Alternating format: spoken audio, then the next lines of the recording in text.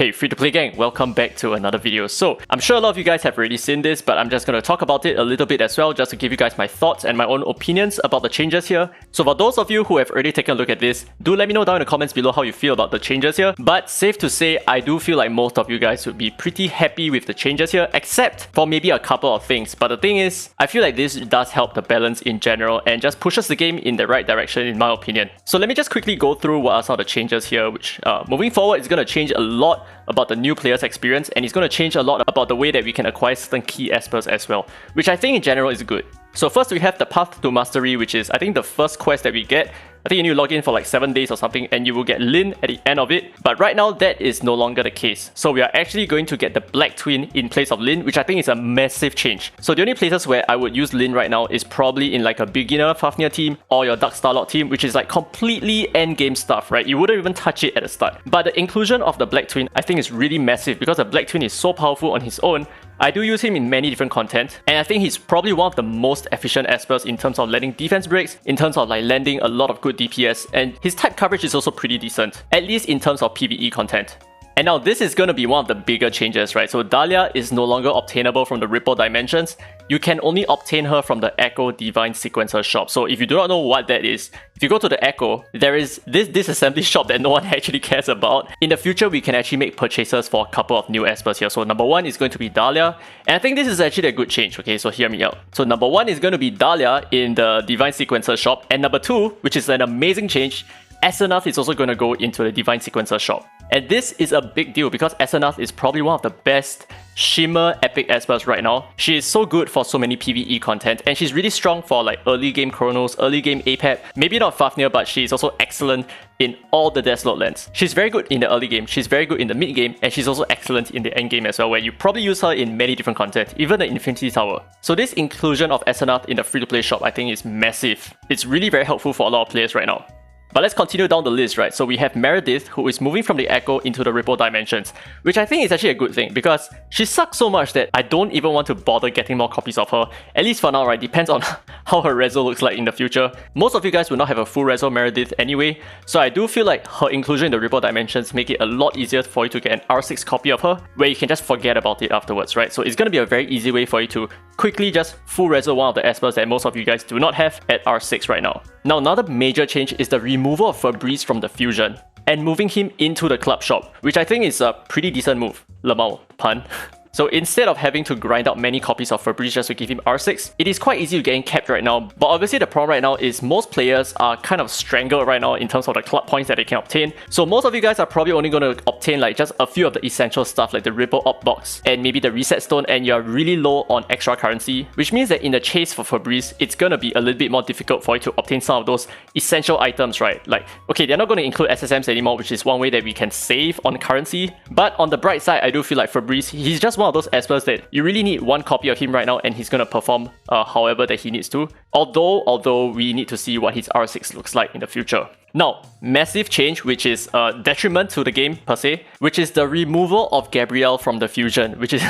This is amazing, we are going back. Okay, so back then when I first started this game, about 340 days ago or something like that, Gabrielle was actually not part of the Fusion and she was actually summonable. So I actually summoned 3 copies of her before they included her into the Fusion, where I fully resoed her. But now that they're going to remove her, she's really strong as a support esper for free as well, which I think it kind of sucks to see her go, but I don't feel like players should be that beaten up, to be honest, because the fact that she was here removed the necessity for a lot of espers. So like for example Changpu, we don't really talk too much about Changpu because we have a Gabrielle, and we don't talk too much about Fabrice as well because we have a Gabrielle. So I do feel like removing Gabrielle from the free-to-play Esper Fusion is actually going to open up more doors to some of the espers as well, which I don't think is a bad move. I feel like it does help the PvP meta as well, pushing away some of these really toxic espers just as far as possible. Now next up, Melanie will no longer be in a club shop. So she was actually from the Echo in the past, and then she was introduced into a club shop, and now she's going back into the Echo. So this makes me feel like they are actually going to cycle espers in the future. Maybe they're going to like move espers around. So I think back then Lauren was actually the club shop esper, but then she was replaced by Melanie, and now that Melanie is being removed, we are going to have a new esper in the club shop. And of course that esper is now Fabrice. Then moving on, for some reason, Alexa is now the Esper Fusion Esper, and I'm not actually very sure why this is the case. There might be some reason pertaining to Alexa's choice over here, so maybe you might need a Alexa copy in order to fuse the next 5-star Esper that is no longer going to be Gabrielle. So in this case, Lucas is actually the new fusion Esper, which I'm actually quite excited about because I do not even have a single copy of Lucas.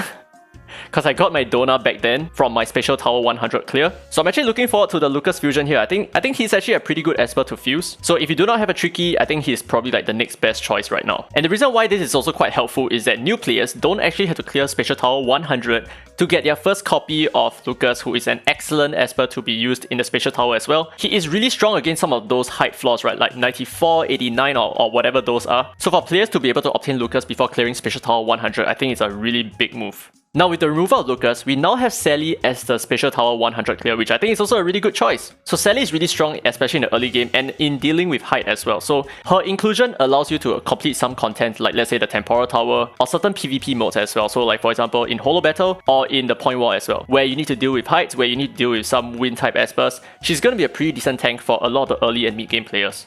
Now they're going to make the twins a little bit more accessible, so like I said at the top, the black twin is going to be the Path to Mastery freebie, and now for the white twin, he's going to be moved from the Echo into the Cube Shop, which I think is also pretty excellent. So now you can get both the twins completely free to play, which is really nice. And the thing is, for the Cube Shop, we have a lot of excess cube currency, so that means it's going to be extremely easy to get an R6 white twin. I'm not too sure how hard is it to get an R6 black twin. I feel like you can only obtain one free copy of him, which means that you probably need to summon him from the Echo a couple of times. And yeah, it does state over here that you can still obtain the black twin from the Echo. And then moving forward, they are reintroducing Dona again as a free-to-play Esper. So previously, at the start, he was the Spatial Tower 100 clear reward back in the beta server. And then moving into global release, he was stripped away and put into the Echo. But now, he is once again being removed from the Echo and put into the tournament shop. And by the tournament shop, it's just generically your Point Wall shop. So it's going to be quite easy for you to get an R6 copy of Dona as well, because I think in the tournament shop, as long as you actually care enough to grind Point Wall, your points do stack up pretty decently. So for me right now, I'm currently at, how many points is it? I'm currently sitting at 7,000 points and I have no other users for my points. So I feel like this R6 Dona is probably going to be quite easy for me, right? Personally for me, because I clear all my Point Wall tickets every single day. So I think this Dona inclusion is actually really good, right? So this is a free-to-play way to obtain an R6 Dona. Very nice. Now, all non-Shimmer rare Espers, except for the Suhua, will be completely removed from Ripple Dimensions. And some of you guys might complain like, oh, isn't this very difficult to get Hall? Isn't this very difficult to get David? Yeah, you know, all those meta Espers, right? While that is true, it's also not true as well. And the reason for that is right now what they are trying to do is to introduce a lot more free gold records to the player base, maybe via events, via drop rates, whatever, right? They are going to make gold records a little bit more easily accessible to the general public, which means that they do not really need all these rare Espers in the Ripple Dimensions anymore. It's going to be quite easy for us to obtain multiple copies of them. And frankly, right now, who really cares about all these Ripple Dimensions, right? So even if you're a new player, I don't think you want to invest too much time into summoning these Espers when you can get gold records so freely, right? So that's about it for the list. I think overall, I'm actually very excited about this change. I feel like this change is actually more towards the general side than it is taking away from whatever free-to-play perspective, right? So I think the only major setback is just removal of Gabrielle from the fusion. But generally, I feel like all these changes are really, really good. Really helpful for the general public. Really helpful for like the general free-to-play experience, or even maybe the pay-to-win experience as well. So like for players who want to grind Point Wall a lot, like to buy a lot of refills, Dona is going to be extremely easy to obtain. And I do hope that his R6 becomes a little bit better as well, so that he goes back into the meta, because in my opinion, I feel like Dona is like the crown prince of tankiness. So if you're thinking about defensive based DPS Espers, you probably think of like Renzi and Dona, but I do feel like the first thing people should think about is probably going to be Dona. Not because he's my avatar, but he was just such a big deal back then. So I know some of you guys might be asking me, what should you do right now? And there are two things that I might suggest to you guys. So the first is to definitely, at least, if you have not already done so, get your first copy of Gabrielle. She is essential to the game. But if you already have one copy of Gabrielle, should you go for R6 on her? My suggestion is absolutely yes. If you can do it, please go ahead and try to get an R6 copy of Gabrielle. Please do not consume any of your epic Espers unless you have already fully resolved those epic Espers. Try your best to make use of the rare Espers as part of your materials to craft your Gabrielle. Okay, you do not want to make the same mistake of using your epic Espers and then needing them into the future as well. Now, next is probably going to be completing your R6 Melanie. If you have not already done so, I think this is probably one of your last chances to get an R6 copy of Melanie, because summoning a Shimmer type is not that easy. And getting Shimmer records just to hope for Melanie is not going to be that easy as well. And who knows, maybe your R6 becomes pretty decent. But yeah, that's it for this video. Hopefully this was informative for you. If you enjoyed, don't forget to leave a thumbs up. It really helps the channel, and subscribe for more Dislyte content. Now with that said, it has been very free to play. And as always, I will see you in the next video.